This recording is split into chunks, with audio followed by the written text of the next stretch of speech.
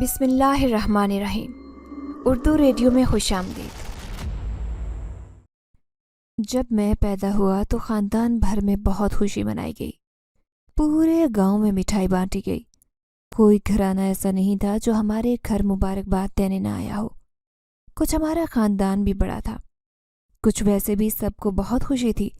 میرے ابا جان جو اپنی ڈھلتی عمر کے باعث اولاد نرینہ کی خواہش دل میں دبائے مایوس ہو چکے تھے، انہیں تو جیسے نئی زندگی ملی تھی، خوشی سے پھولے نہیں سماتے تھے۔ ابا نے میرا نام مراد رکھا تھا کیونکہ ان کی دل کی مراد بھر آئی تھی۔ پچھلے 30 سال سے ہمارے خاندان میں کوئی لڑکا ایسا پیدا نہیں ہوا تھا۔ اس کی ایک وجہ تو دادی بتاتی ہیں کہ میرے دادا پر کوئی جن ذاتی عاشق ہو گئی۔ پھر نہ جانے ایسا کیا ہوا کہ پورا خاندان لڑکیوں سے ہی بھر گیا۔ شاید یہی وجہ تھی کہ میں سب کی آنکھوں کا تارا بنا رہتا، ہر کسی سے لاڈ اٹھواتا۔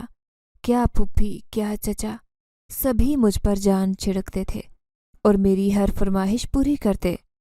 میں شاید تھوڑا بدتمیز اور خود سر ہو جاتا، لیکن میری ماں کی تربیت نے ایسا نہیں ہونے دیا اور مجھے دین و دنیا دونوں کو ساتھ لے کر چلنے کی تلقین کی۔ خوبصورتی ہمیں وراثت میں ملی تھی اور لاڈلا بھی تھا، تو 17 سال کے مراد کو نئی نئی جوانی بہت دلکش لگنے لگی۔ جیسے جیسے بڑا ہوتا گیا مزید نکھرتا گیا، اور بقول میری دادی امی کہ میں گھبرو جوان بن گیا۔ زیادہ پڑھا لکھا نہیں تھا، بس گزارے لائق پڑھائی کی تھی۔ میں 7 بہنوں کا اکلوتا بھائی تھا جن کی کوئی اہمیت نہیں تھی۔ میں نے کبھی ابا کو ان کے ساتھ پیار سے بات کرتے نہیں دیکھا تھا۔ اماں پھر سے ماں تھی، جنم دیا تھا تو جان چھڑکتی کہ پرایا دھن ہے، کل کو جانے کیسے سسرال والے ملے۔ بڑی آپا سے لے کر چھوٹی تک سبھی گھر گھرستی کی ماہر تھی۔ سینا پرونا، کھانا، صفائی، کپڑے دھونا، ڈھیروں مہمان سنبھالنا، غرض کون سا کام تھا جو انہیں نہ آتا ہو۔ ابا اور دادا بہنوں بیٹیوں کو کچھ خاص اہمیت نہیں دیتے، شاید اسی لیے کہ ان کے خاندان میں عورت ذات کی تعداد بہت تھی۔ اماں البتہ پوری کوشش کرتی کہ بہنوں کو کہیں کوئی کمی نہ آئے۔ دھیرے دھیرے ان کا جہیز بنا رہی تھی کہ ان سب کی شادیاں بآسانی ہو سکیں اور دادا یا ابا کے کسی اعتراض کا نشانہ نہ بنے کہ اتنا پیسہ لگانا پڑے گا۔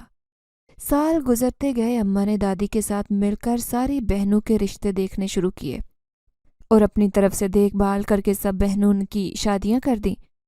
یوں میری ساری بہنیں اپنے گھر کی ہو گئیں۔ اب میں سب سے چھوٹا تھا۔ ویسے بھی ابا کہتے تھے کہ ابھی اس ذمہ داری سے دور رہو، زندگی کا مزہ لو، لیکن اماں چاہتی تھی کہ وہ اپنی زندگی میں میرے سر پر صحرا سجائیں۔ اس مقصد کے لیے انہوں نے کافی لوگوں سے کہہ بھی رکھا تھا۔ ویسے بھی خاندان بھر سے لوگ رشتہ دینے کو تیار تھے۔ بہنوں کے بوجھ سے آزاد تھا، باپ دادا کی جائیداد کا اکلوتا وارث۔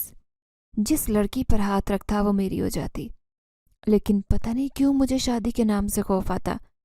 شاید اس خوف کی وجہ میرے جسم میں آنے والی وہ تبدیلیاں تھیں جو میرے لیے حیران کن تھی۔ ایک دن اچانک پیٹ میں درد اٹھا تو ڈاکٹر کے پاس لے گئے، جس نے چیک کرنے کے بعد بتایا کہ اس میں پیدائش سے ہی زنانہ خصوصیات پائی جاتی ہیں۔ آپریشن ضروری ہے جس کے ذریعے یہ لڑکی بن جائے گا۔ لیکن یہ بات میرے ابا اور دادا کو منظور نہیں تھی کہ جس کے مرد ہونے پر اتنی خوشی منائی ہو اسے عورت کیسے بن جانے دیں، اور جو زمانے بھر میں رسوائی ہوتی وہ الگ تھی۔ یوں میرے اپنوں نے میرے علاج نہیں ہونے دیا اور میں نہ مرد رہا نہ عورت، ہجڑا بن بیٹھا۔ شرم کے مارے گھر سے باہر نہیں نکلتا۔ ابا اور دادا نے مجھ سے منہ موڑ لیا۔ دادا تو غم کے مارے چارپائی سے لگ گئے کہ نسل کیسے آگے بڑھے گی، ان کا تو کوئی نام لیوا نہ ہوگا۔ ابا مجھ سے بات نہ کرتے، عجیب سی نفرت اور حقارت سے مجھے دیکھتے۔ میری اماں اور دادی نے میرا ساتھ نہیں چھوڑا اور مجھے گھر میں ہی رہنے کی تلقین کرتی۔ چھوٹا سا تو گاؤں تھا، اگر ہجڑوں کے گرو تک یہ خبر پہنچتی تو وہ مجھے اپنے ساتھ لے جانے کے لیے آ جاتے۔ میں نئی مصیبت میں پھنسنا نہیں چاہتا تھا۔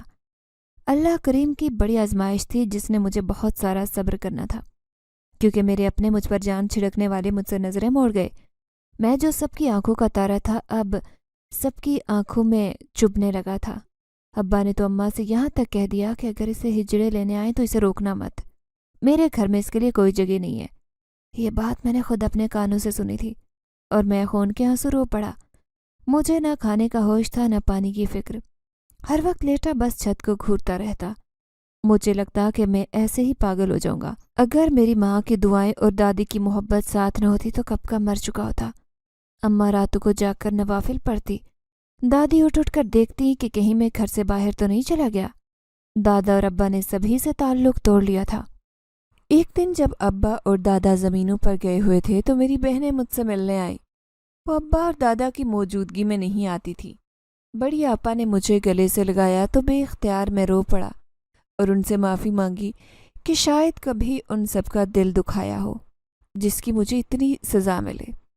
मैं उनके लिए कुछ खाने पीने का बंदोबस्त करने बाहर गया तो एक जिनजादी ने मेरा रास्ता रोक लिया। ये उसी जिनजादी की औलाद में से थी जिसे मेरे दादा ने धुतकार दिया था। उसने बताया कि वो बचपन से अब तक मेरा पीछा करती आ रही है और ये कि उसकी दादी की बद्दुआ की वजह से मैं इस हाल तक पहुंचाऊं, इसलिए मेरा ख़ानदान लड़कियों से भरा पड़ा है और वो मुझसे इंतकाम लेने की नीयत से मेरा पीछा करती थी। लेकिन एक दिन जब मैं और अब्बा घुड़सवारी करते हुए ज़मीनों से गुजरे तो उसी लम्हे वो अपना दिल हार बैठी और उसकी जहनीत बदल गई। लेकिन फिर उसे मेरी हालत का इल्म हुआ तो वो मेरी मदद के लिए चली आई। उसने मुझसे कहा कि वो मुझे अपनाने के लिए तैयार है।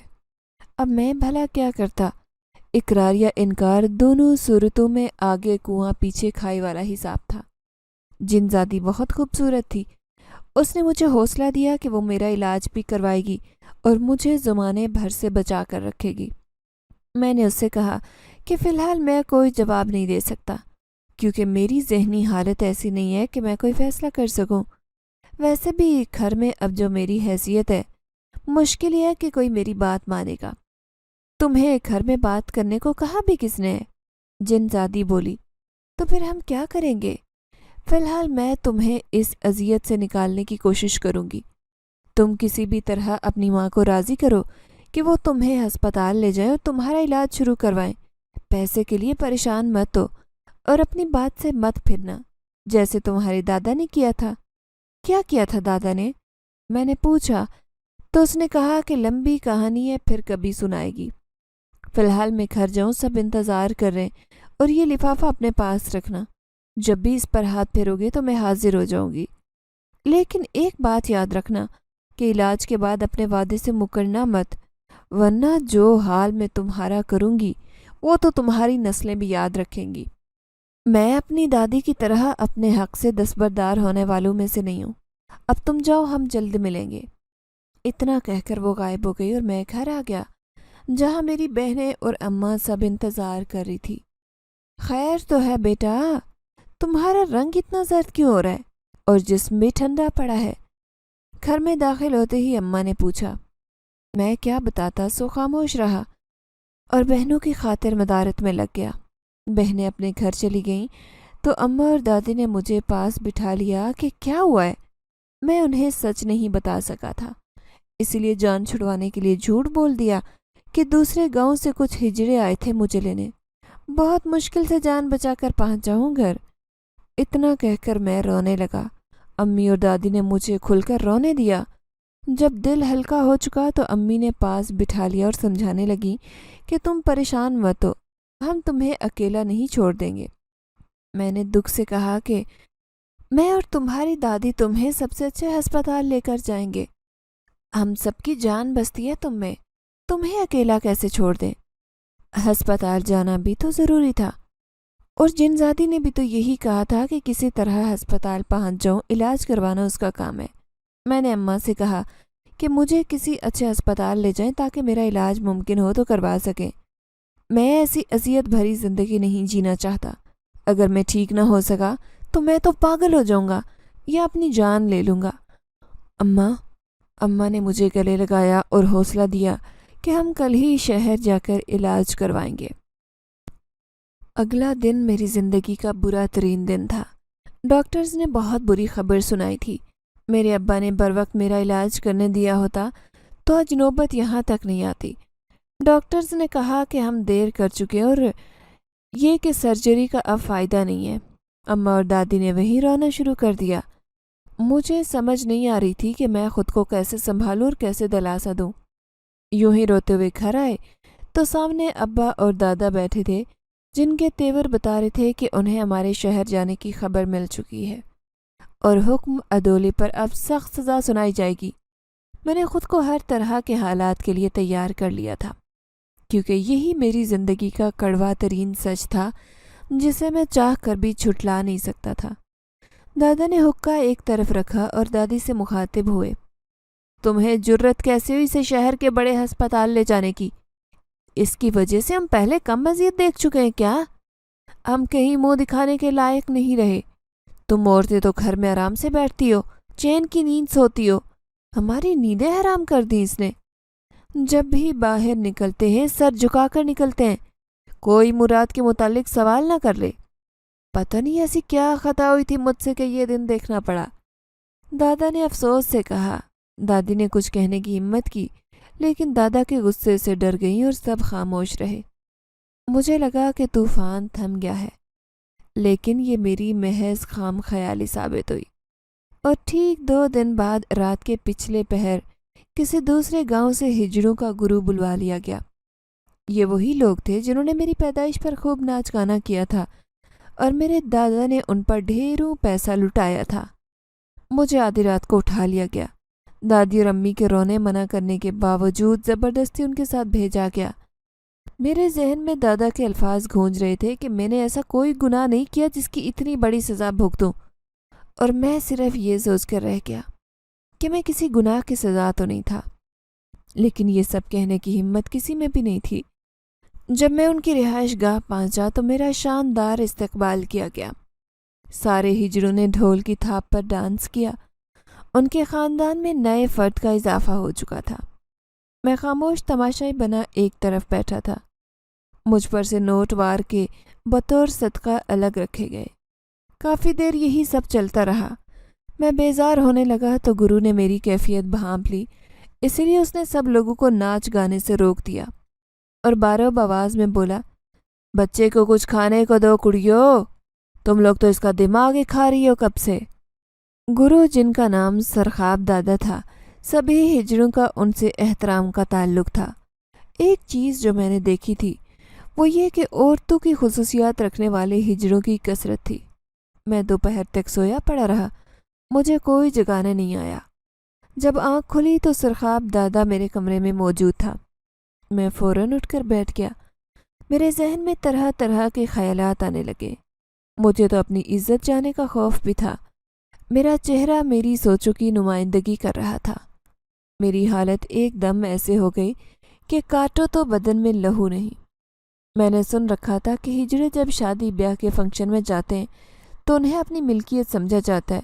جس کا جو دل چاہتا ہے وہ 2 نوٹ پھینک کر اپنی تسکین حاصل کر لیتا ہے۔ سرخاب دادا خاموشی سے میری طرف دیکھتے رہے کہ میں کب زبان کھولتا ہوں، لیکن میرے تو لب سل چکے تھے۔ میرے باپ اور دادا نے اپنی عزت بچا کر مجھے سرے بازار نیلام کر دیا۔ میں نے بھی اسے قدرت کا فیصلہ سمجھ کر قبول کر لیا تھا۔ دادا نے دیکھا کہ میں خاموشی کے گہرے سمندر میں غرق ہوں تو وہ خود ہی بولے، کچھ کھائے پیے گا بھی یا یوں ہی بھوکا مرے گا؟ دادا، مجھے بھوک نہیں ہے۔ کیوں نہیں ہے بھوک تجھے؟ دادا بولے، تو انسان نہیں ہے یا تو زندہ نہیں ہے؟ جب وہ بولے تو ان کے لہجے میں دکھ اور کرب واضح محسوس ہوا۔ میں نہ تو انسان رہا ہوں سرخاب دادا، نہ ہی زندہ ہوں، مجھے مردہ ہی سمجھ لیں۔ میں چاہتے ہوئے بھی آنسو نہیں روک سکا۔ تجھے جتنا رونا ہے رو لے، لیکن ایک بات یاد رکھ، سرخاب کے پاس جو بھی آتا ہے بہادر بن کے رہتا ہے۔ ہم نامکمل ہیں تو اس میں ہمارا کیا قصور ہے؟ بول، بتانا، ہے کوئی قصور ہمارا؟ نہیں نا، تو پھر ہم کیوں خود کو سزا دیں اور زندگی گزارنا کیوں عذاب بنائیں؟ جب ہم اس معاملے میں بے اختیار ہیں تو معاشرے کے خوف سے گھر بیٹھنے کی ضرورت نہیں ہے۔ ہم بھی عام انسانوں کی طرح سر اٹھا کر جئیں گے۔ سرخاب دادا اپنی ہی دھن میں بولے جا رہے تھے اور میں گنگ کھڑا ان کی باتوں اور سوچ سے متاثر ہو رہا تھا کہ ایسے ماحول میں بھی یہ شخص کتنی مثبت سوچ رکھتا ہے۔ ابھی ہم باتیں کر ہی رہے تھے کہ پنکی کھانا لے کر آ گئی۔ کھانے کی خوشبو نے میری 2 دن کی بھوک جگا دی اور میں نے سیر ہو کر کھایا۔ کچھ دن یوں ہی بے مقصد پڑے رہنے کے بعد میں نے گرو سے بات کرنے کا سوچا۔ گرو جی، مجھے کچھ بات کرنی ہے، آپ برا نہ منائے تو۔ کیا مجھے بتائیں گے کہ میرا یہاں کیا کام ہے؟ میرا مطلب ہے یہاں سبھی لوگ کچھ نہ کچھ کرتے ہیں، تو میں کیا کر سکتا ہوں؟ میرے ذمہ بھی کچھ کام لگائیں۔ نہ بیٹا، ابھی فی الحال تو نہیں، گرو نے کہا۔ کیوں گرو جی؟ اسی لیے کہ فی الحال تیری ماں اور دادی کا غم تازہ ہے۔ ہم تجھے ڈانس کے لیے نہیں لے جا سکتے، کیونکہ ایک تو تجھے ابھی ناچنا نہیں آتا، دوسرا تو ویسے بھی شرمیلا سا لگتا ہے، تو کیسے ناچے گا؟ اور ارد گرد کے گاؤں کے سبھی لوگ تجھے جانتے ہیں مراد، جنہیں نہیں بھی علم انہیں بھی پتہ چل جائے گا، باپ دادا کی الگ بدنامی ہوگی۔ فی الحال تو گھر میں رہ اور پنکی کے ساتھ گھر کے کام کاج دیکھ لیا کر۔ لیکن گرو جی، میں آپ لوگوں پر بوجھ نہیں بننا چاہتا، میں اپنا خرچ خود اٹھانا چاہتا ہوں۔ کر لینا تو خرچہ بھی، گرو جی بولے، ابھی تو بس گھر دیکھ لے، تیرے لیے بھی کچھ سوچتے ہیں۔ اتنا کہہ کر گرو جی چلے گئے۔ رات کو کہیں پروگرام تھا تو سبھی بڑے شوق سے تیار ہو رہے تھے۔ گرو جی نے بھی نئے کپڑے نکالے اور اپنی تیاری مکمل کر کے باہر آئے۔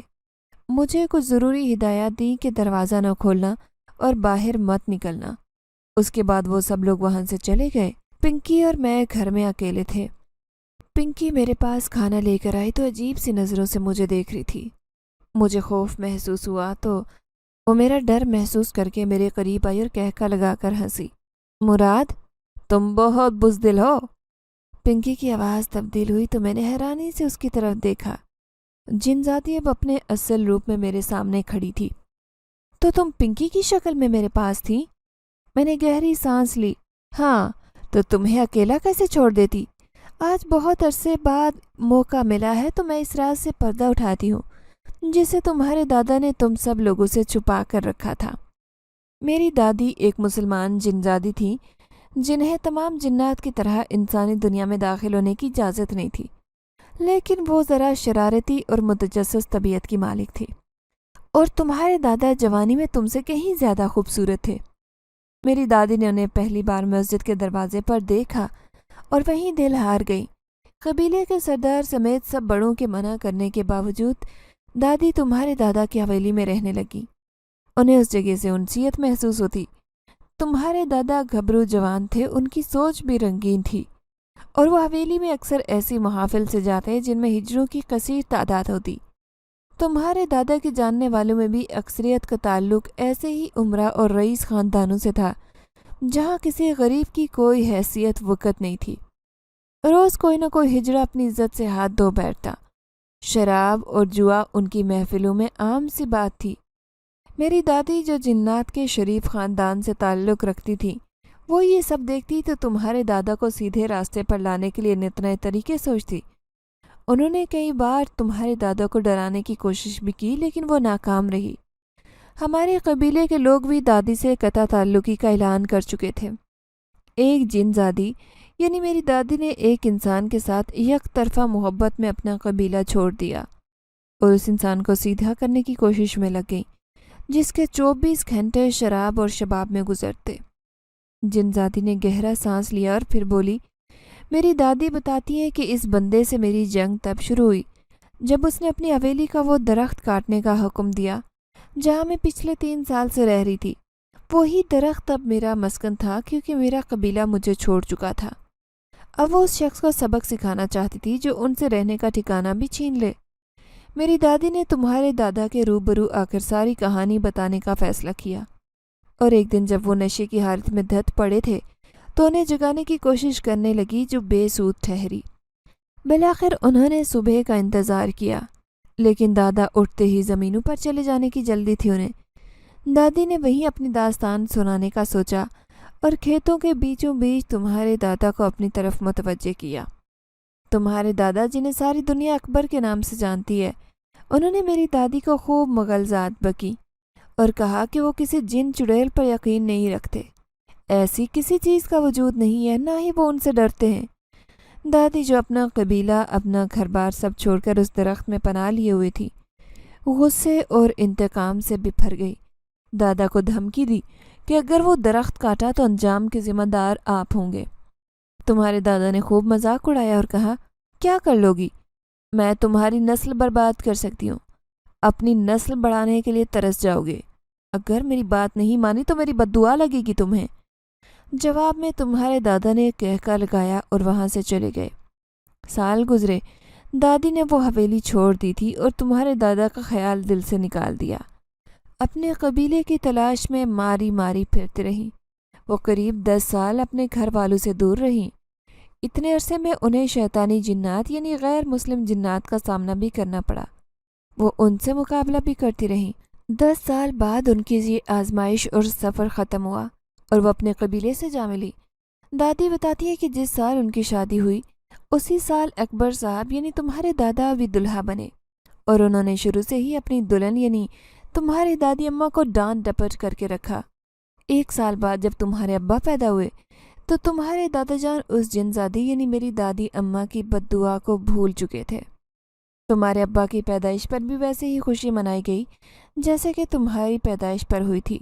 ہجڑوں کو بلوایا گیا جن میں سے کچھ بیچارے تمہارے دادا کے عیاش دوستوں کے ہتھے چڑھ گئے اور اپنا سب کچھ گنوا بیٹھے، جیسے تم آج اپنی عزت کے ڈر سے چھپ کر بیٹھے ہو، بالکل ویسے ہی تمہارے دادا اور پھر ابا سے سب لوگ اپنی عزت کے مارے ڈرتے ہیں، اور تمہیں لگتا تھا کہ تمہارے باپ دادا کی پورے گاؤں میں بہت عزت ہے اور لوگ ان کی جائیداد کی وجہ سے بھی ان سے مرعوب ہوتے ہیں۔ ایسا کبھی نہیں تھا۔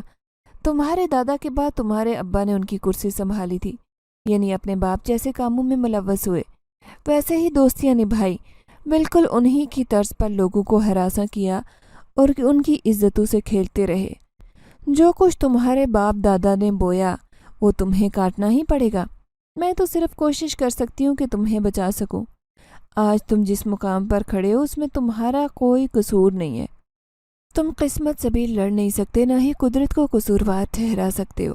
ہاں، تم یہ ضرور کر سکتے ہو کہ اپنی اس حیثیت کو قبول کر لو اور اسی کو مد نظر رکھ کر اب اپنی زندگی کی نئی شروعات کرو تاکہ تمہیں تکلیف دہ ماضی کی یادوں سے باہر نکلنے میں آسانی ہو۔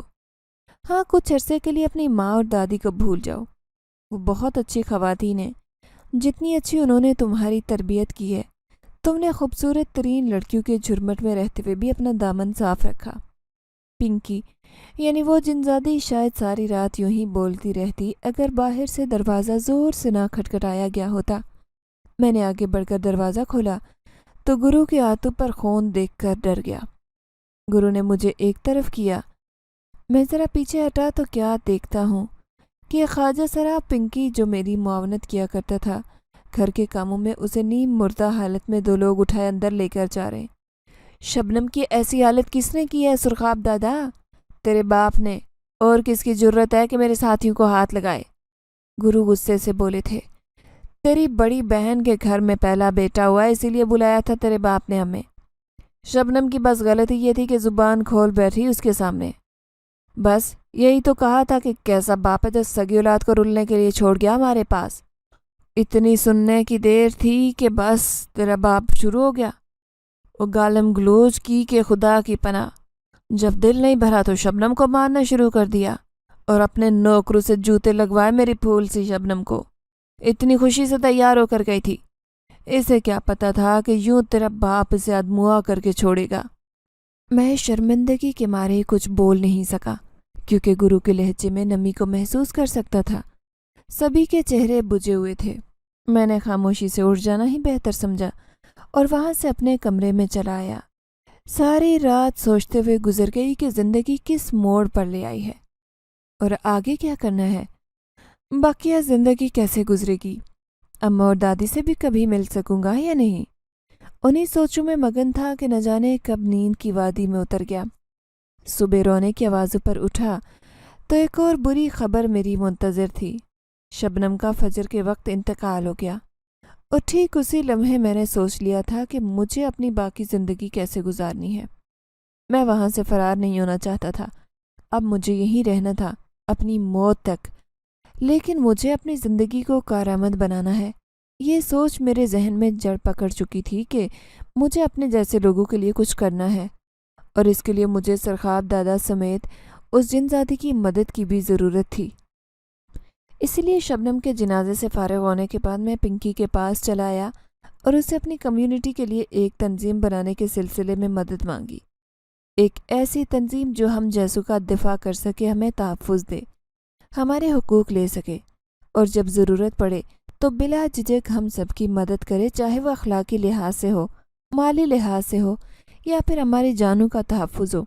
آخر ہم بھی باقی سب لوگوں کی طرح کے انسان ہیں۔ ہمیں تو پولیس کی طرف سے بھی تحفظ کے بجائے حقارت اور فقرے سننے کو ملتے ہیں۔ آج سے ہم اپنا تحفظ خود کریں گے۔ جوش سے نہیں ہوش سے کام لو مراد، جن زادی بولی۔ تمہیں سرخاب دادا سے مشورہ کرنا چاہیے، جہاں تک ممکن ہو میں مدد کروں گی، لیکن ہماری کچھ حدود ہیں، ہم انہیں نہیں توڑ سکتے، ورنہ قبیلہ ہمیں نکال دیتا ہے۔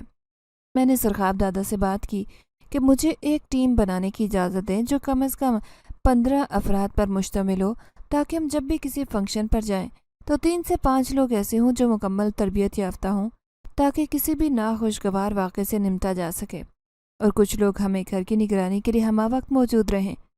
مجھے شبنم کی موت کا بے حد افسوس ہے، اور بالکل بھی امید نہیں تھی کہ ابا ایسے کسی کی جان لے سکتے ہیں۔ انہوں نے میرے ساتھ جو کچھ کیا میں معاف کر چکا تھا، لیکن شبنم کی موت کا بدلہ ضرور لوں گا۔ نہیں میرے بچے، وہ تیرا باپ ہے، اسے جو سزا دینی ہوگی قانون دے گا۔ قانون کے در پر جائیں گے، دیکھتے ہمارے ساتھ انصاف ہوتا ہے یا نہیں۔ مراد بیٹا، تو بس اس ٹیم کو تیار کر، تجھے تو کافی داؤ پیچ سکھائے ہوں گے تیرے باپ نے، گرو نے مجھے کہا تو میں بولا، بات یہ ہے گرو جی کہ میں لڑائی جھگڑوں سے ہمیشہ دور رہا۔ اسی کی وجہ میری اماں اور دادی تھی، جنہوں نے ہمیشہ مجھے ان چیزوں سے دور رہنے کی تلقین کی۔ البتہ میرا ایک دوست ہے، پولیس میں بھرتی ہوا تھا، شاید وہ ہماری کچھ مدد کر سکے۔ ضرور میرا مراد پتر، تو اس سے رابطہ کر، دیکھ اس سے اکیلے ملنے نہ جانا، تیرے باپ کے سر پر تو خون سوار ہے، کیا پتہ کب کس کی باری آ جائے۔ موا وہ تو رب سے شکایت لگائے بیٹھا ہے کہ ایسی نرینہ اولاد سے بہتر تھا کہ ایک اور بیٹی پیدا ہو جاتی، کم از کم اسے بیاہ کر کے جان تو چھوٹ جاتی۔ جان تو اب بھی چھوٹ جائے گی، میں بڑبڑایا، لیکن میرے پاس کھڑی پنکی کے سوا کسی کو میری آواز سنائی نہیں دی تھی۔ اگلے دن میں نے اپنے دوست علی سے رابطہ کیا اور اسے کہا کہ اپنا تھوڑا سا وقت ہمیں دے تاکہ ہم اپنا دفاع کرنے کے قابل ہو سکیں۔ ساتھ ہی شبنم کے قتل کی رپورٹ بھی لکھوا دی اور گواہ شدگان میں گرو جی کا نام لکھوا کر گھر آ گیا۔ علی اپنے مقررہ وقت پر پہنچ گیا اور اس نے ہمیں 1 گھنٹے کی ٹریننگ دی۔ وہ روز آنے لگا۔ 1 ماہ کی ٹریننگ نے اس قابل ضرور کر دیا کہ کسی ظالم کا ہاتھ روک سکیں۔ شبنم کا مرڈر کیس لینے پر ویسے بھی علی کا ٹرانسفر کراچی کر دیا گیا، تاکہ یہ کیس فائلوں میں ہی دب جائے اور کوئی انکوائری نہ ہو سکے۔ کچھ دن باتیں کرنے کے بعد لوگ بھی بھول جاتے ہیں، اس واقعے کو بھی بھول گئے، مگر میں کچھ نہیں بھولا تھا۔ میں نے 15 لوگوں کی ٹیم تیار کی، جنہیں پستول چلانے سمیت لڑائی کے کچھ ٹرکس آتی تھی۔ اس سارے عرصے میں پنکی خاموشی سے اپنے کاموں میں لگی رہی۔ اس نے مجھ سے کسی قسم کی کوئی بات نہیں کی، جو بہرحال مجھے عجیب لگا۔ جب میں اپنی ٹیم مکمل کر چکا تو پنکی سے پوچھا کہ وہ اس معاملے میں خاموش کیوں ہے۔ جواب میں ایک اور بری خبر میری منتظر تھی کہ میری دادی کا انتقال ہو چکا ہے۔ اماں کو فالج کا اٹیک ہوا تھا۔ میرے لیے دعا کرنے والے ہاتھ مفلوج ہو گئے تھے، میرے لیے رونے والی آنکھیں اب خشک تھیں۔ میں بے قرار ہو کر گرو سے اسپتال جانے کی اجازت مانگ رہا تھا۔ سرخاب دادا جانتے تھے کہ میں اپنی ماں اور دادی سے کتنی محبت کرتا ہوں، اسی لیے انہوں نے مجھے ماں کی عیادت کے لیے بھیج دیا۔ ہسپتال پہنچا تو وہاں پر ابا اور دادا نہیں تھے، میری بہنیں تھیں جو ایک لمبے عرصے بعد مجھ سے مل کر خوش ہو گئی تھی کہ کم از کم میں زندہ تو ہوں۔ میں اماں کے پاس جا کر جلدی سے بیٹھا اور انہیں مخاطب کیا، اماں آپ جلدی سے ٹھیک ہو جائیں، میرے لیے آپ ہی سب کچھ ہیں، اتنے سالوں بعد دیکھا ہے، میں تو ترس گیا ہوں اماں، اماں آپ سے دور نہیں رہنا چاہتا۔ فوراً میرے ذہن میں خیال آیا، آپا سے مشورہ کیا کہ میں اماں کو ساتھ لے جاؤں، اپنے پاس رکھوں اور ہر طرح کی خدمت کروں۔ ابا اور دادا نے ان کا جیسے خیال رکھا وہ اندازہ ہے مجھے۔ میں نے غصے سے کہا، آپا چپ تھی، کیا کہتی؟ ابا نے کبھی اس قابل سمجھا ہی نہیں کہ وہ کسی معاملے میں بول سکے، سو وہ خاموش رہی اور میں ڈاکٹر سے ملنے چلا گیا۔ ضروری تفصیلات اور احتیاطی تدابیر جاننے کے بعد میں نے اماں کو گاڑی میں بٹھایا اور اپنے ساتھ گرو جی کے پاس لے آیا۔ جب ابا کو پتہ چلا تو وہ بہت غصے سے آگ بگولا ہو گئے۔ انہوں نے دادا جی کو بھی بتایا کہ مراد اپنی ماں کو ہسپتال سے لے کر چلا گیا۔ دادا خاموش رہے کیونکہ اب وہ ایسی حالت میں نہیں تھے کہ کوئی ایکشن ہی لے سکتے، اسی لیے انہوں نے معاملہ ابا پر چھوڑ دیا۔ میرے دوست علی نے شبنم مرڈر کیس کی پیروی کرنا نہیں چھوڑا تھا۔ وہ اپنے طور پر گواہان کی تلاش میں تھا اور گواہوں میں سب سے اہم گواہ خود سرخاب دادا تھے، لیکن وہ نہ جانے کیوں میرے ابا اور دادا سے ڈرتے تھے۔ مجھے لگا کہ یہی صحیح وقت ہے کہ جب پنکی اپنی اصلی حالت میں گرو جی سے ملے اور انہیں اپنے ساتھ ہونے کا احساس دلائے، تاکہ گرو جی میرے ابا اور دادا کے خلاف بیان دے سکیں۔ اس مقصد کے لیے میں نے جن زادی یعنی پنکی کو راضی کیا۔ اسے بھی علم تھا کہ ایک جن اور انسان کا ملاپ ناممکن ہے، اسی لیے اس نے اپنے جذبات مجھ سے چھپا لیے تھے۔ وہ اظہار نہیں کر سکی، لیکن میں سب سمجھ گیا۔ یوں بھی ہمارا ملنا ناممکن تھا۔ اگر ممکن ہوتا تو تب بھی میں کہاں اب کسی قابل تھا کہ اب ہم صرف دوست تھے جو ایک دوسرے کی مدد کر رہے تھے۔ میں نے علی کو کھلی چھوٹ دے رکھی تھی کہ اگر میرے باپ پر شبنم کا قتل ثابت ہو جاتا ہے تو میری طرف سے کوئی مزاحمت نہیں ہوگی۔ جو سزا قانون دے گا میرے باپ کو قبول کرنی پڑے گی۔ علی نے جو شواہد اکٹھے کیے تھے ان کے مطابق فی الحال ابا پر قتل ثابت نہیں ہوا تھا، اب بس سرخاب دادا کی گواہی باقی تھی۔ ادھر اماں کی صحت پہلے سے قدرے بہتر ہو رہی تھی اور وہ اپنے ہاتھ پاؤں ہلا سکتی تھی۔ اشارے سے مجھے پاس بلاتی، بات کرنے کی کوشش کرتی، لیکن ان کی زبان ان کا ساتھ نہیں دیتی تھی۔ یا اللہ، یہ کیسی آزمائش ہے میرے مولا! تو میری ماں کو صحت عطا کر دے رب العالمین۔ تیرے گھر میں تو کوئی کمی نہیں ہے، وہ تو ہم ہی گنہگار ہیں جو گناہ پر گناہ کیے جاتے ہیں۔ میں نے کافی سال بعد اتنی بلند آواز میں دعا کی تھی۔ سارے لوگ میرے ارد گرد جمع ہو کر مجھے حوصلہ دینے لگے کہ انشاءاللہ اماں جلد ٹھیک ہو جائیں گی۔ میں پھوٹ پھوٹ کر رویا، اللہ جی کیسے قسمت پائی ہے، اتنے مشکل حالات میں بھی باپ کا ساتھ نہیں لکھا۔ گرو نے مجھے گلے لگایا اور کہا، تو میرا شیر پتر ہے، گھبراتا کیوں ہے؟ میں ہوں نا تیرے ساتھ۔ تو پھر مجھے بتاتے کیوں نہیں ہو کہ اس رات کیا ہوا تھا؟ کیا واقعی شبنم کا قتل میرے ابا نے کیا ہے؟ مراد بیٹا، تو آ میرے ساتھ، میرے کمرے میں چل، وہاں ساری بات بتاتا ہوں۔ گرو نے مجھے اپنے ساتھ کمرے میں لے جانا چاہا اور وہاں انہوں نے اس رات کی ساری تفصیلات بتانا شروع کر دی کہ کیسے میرے ابا نے اور اس کے دوستوں نے شبنم کے ساتھ بدتمیزی کی اور اس کے جواب دینے پر اسے بری طرح سے پیٹا۔ تیرے باپ نے شبنم کو نہیں مارا، لیکن اس کی غلطی یہ ہے کہ اپنے دوستوں کو بھی نہیں روکا۔ وہ طاقت رکھتا تھا، انہیں منع کر سکتا تھا، لیکن اس نے نہیں کیا، اسی لیے میں اسے سزاوار سمجھتا ہوں۔ باقی تم پر منحصر ہے کہ تم کیا کرتے ہو۔ گرو جی نے یہ بات مجھ پر چھوڑ دی کیونکہ میرے باپ کا معاملہ تھا۔ میں نے علی سے کہا کہ جس شخص نے شبنم کا قتل کیا ہے اسے مار مار کر ادموا کر چھوڑا، اسے پکڑو اور جو لوگ تماشا دیکھ لیتے انہیں بھی شریک جرم سمجھو۔ ہر ایک کو سزا ملنی چاہیے، چاہے وہ کتنا امیر اور حیثیت والا شخص ہو۔ علی نے میری بات مان لی اور اپنے ایک سینئر آفیسر جو کہ اسی کی طرح بے خوف اور ایماندار تھا اس سے بات کی۔ اگلے دن پولیس کی ریڈ ہوئی، حویلی سے میرے باپ اور دادا دونوں کو شریک جرم مان کر گرفتار کیا گیا۔ جب انہیں ہتھکڑیاں لگا کر پولیس وین میں ڈالا گیا تو میری آنکھیں برسنے لگی تھی۔ باپ اور دادا کی عزت صحیح معنوں میں آج مٹی میں مل گئی، نہ کہ تب جب مجھے ایک کمی کی بات پر ہجڑا کہہ کر گھر سے نکال دیا گیا۔ میں گرو جی کے ساتھ گھر آیا تو پنکی نے خوشخبری سنائی کہ اماں نے آج بولنے کی کوشش کی ہے اور وہ ہاتھ پاؤں ہلانے کی بھی کوشش کر رہی ہیں۔ میں بہت خوش تھا کہ کہیں سے تو ٹھنڈی ہوا کا جھونکا نصیب ہوا۔ رات کا اندھیرا بڑھا تو پنکی میرے پاس آئی اور کہنے لگی کہ اسے اب واپس جانا ہے، وہ اپنی دنیا میں کسی جن زادے کے ساتھ اپنا گھر بسائے گی اور ایک آدھ دن میں شاید اس کا قبیلہ بھی اسے لینے کے لیے آ جائے۔ یہ سن کر میں خاموش ہو گیا، کہنے کو کچھ تھا ہی نہیں۔ ایک انسیت تھی پنکی سے، کبھی جنزادی سمجھا ہی نہیں تھا، ایک دوست کی حیثیت سے اپنے سارے دکھ سکھ اسے ہی تو بتاتا تھا۔ اب یہ چلی جائے گی تو میں بالکل اکیلا ہو جاؤں گا۔ چلو جو میرے رب کی رضا اسی میں راضی۔ مجھے ایسے لگا کہ اماں نے مجھے آواز دی ہو، میں سوچوں میں گم تھا۔ پنکی کب کی جا چکی تھی۔ جلدی سے باہر نکلا تو اماں بستر سے نیچے گر گئی تھی، شاید پانی کے لیے ہاتھ بڑھایا اور گر گئی ہوں، لیکن اب انہیں شدید تکلیف تھی۔ میں نے شہر کے سب سے بہترین ڈاکٹر کو بلایا اور امی کا تفصیلی چیک اپ کرنے کے بعد ڈاکٹر بولا کہ آپ کی والدہ بہتری کی طرف جا رہی ہیں، امید ہے جلد ریکوری ہو جائے گی۔ جنزادی اپنے قبیلے میں واپس جا چکی تھی۔ ابا اور دادا 3 ماہ جیل میں رہ کر چھوٹ گئے تھے۔ جب سے دادی کی وفات ہوئی تھی تب سے دادا تو ویسے بھی گوشہ نشین ہو گئے تھے۔ ابا کی انا پر البتہ ضرب لگی تھی، سو وہ زخمی سانپ کی طرح بل کھائے بیٹھے تھے۔ موقع ملنے کی دیر تھی کہ میں ان کے سامنے ہوتا تو قتل ہو جاتا میرا۔ یہ سب باتیں علی کی زبانی مجھے معلوم ہوئی۔ مجھے محسوس ہوا کہ گرو کا گھر اب محفوظ ٹھکانہ نہیں ہے، اسی لیے ان سے اجازت چاہی کہ اماں کا علاج بہت ضروری تھا اور وہ ہسپتال میں ہی ممکن تھا۔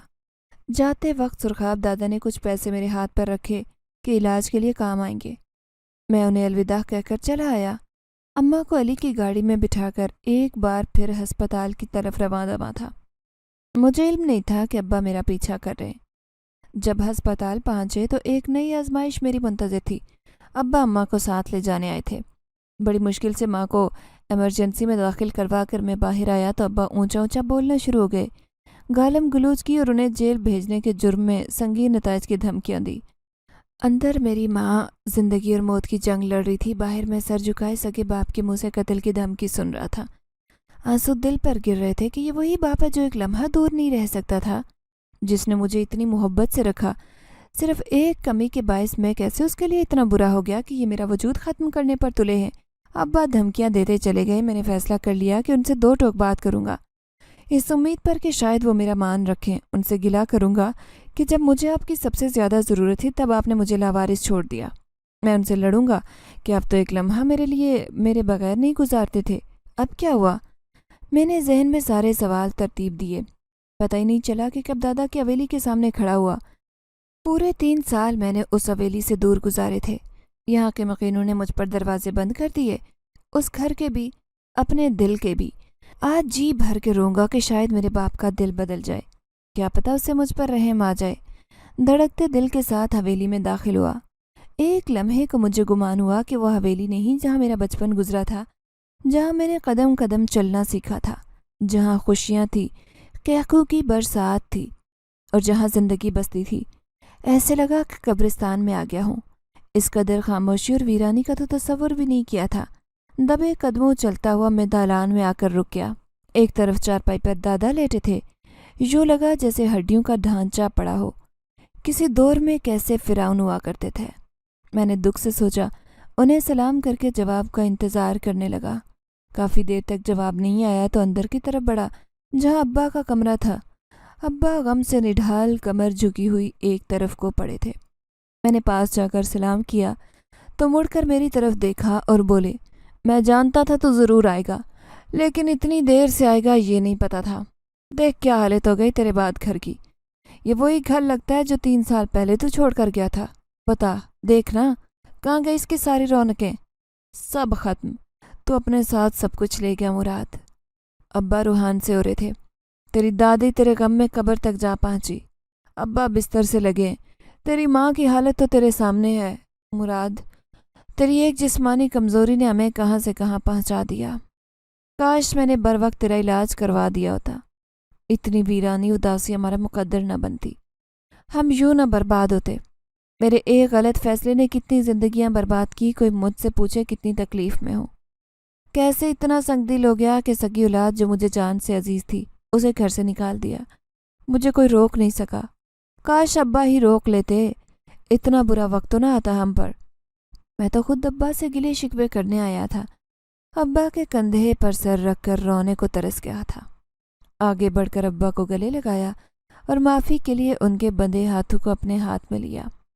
ہم دونوں باپ بیٹا خوب رو چکے تو دادا کا خیال آیا۔ ابا نے بتایا کہ دادا جب سے جیل سے گھر آئے تب سے یوں ہی گم سم رہتے، چپ لگ گئی ہے، خلا میں گھورتے رہتے ہیں، بس نہ کچھ کھاتے ہیں نہ پیتے ہیں۔ میں اور ابا مل کر دادا کو بھی ہسپتال لے گئے جہاں ان کا علاج شروع ہوا۔ مجھے نہیں معلوم تھا کہ ابا کسی ڈاکٹر سے میرے بارے میں پوچھ رہے۔ اگلے دن ابا نے بتایا کہ تمہارا علاج اب بھی ممکن ہے، تم چاہو تو مرد یا عورت کسی ایک جنس کا انتخاب کر سکتے ہو، اور اگر ایسے ہی زندگی گزارنا چاہتے ہو تو تمہیں مجبور نہیں کروں گا مراد۔ ٹھیک ہے ابا، میں آپریشن کے لیے تیار ہوں۔ 2 دن بعد میرا آپریشن کیا گیا اور مجھے مردانہ خصوصیات رکھنے کے باعث میری جنس مرد ہی برقرار رکھی گئی۔ ابا کے لیے یہ بہت خوشی کا دن تھا کیونکہ اماں بھی بولنے لگی تھیں اور دادا بھی زندگی کی طرف لوٹ آئے تھے، اور سب سے بڑی خوشی تو انہیں مراد کے لوٹ آنے کی تھی۔ ہم سب ہسپتال سے باہر نکلے تو میری نظر پنکی پر پڑی۔ اس کی مخصوص مسکراہٹ بتا رہی تھی کہ اس نے سارے معاملے میں میری کتنی مدد کی ہے اور وہ میرے لیے بہت خوش ہے۔ میں بھی دل سے مسکرا دیا۔ حویلی کی بہار واپس آ گئی تھی، کیونکہ گھر مکینوں سے بنتے ہیں، مکانوں سے نہیں۔